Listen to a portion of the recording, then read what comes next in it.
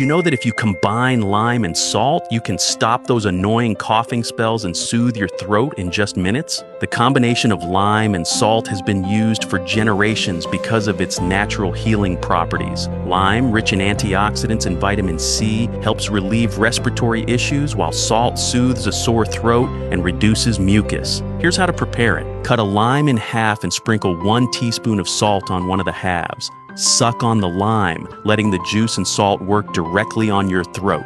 How does it help? You'll notice how quickly the cough subsides, providing almost instant relief. If needed, you can repeat this remedy, but usually 1 or 2 applications are enough to see a significant improvement. I hope this remedy brings you the relief you've been looking for. And if you like this recipe, comment the word tea, and I'll send you my new weight loss recipe for free.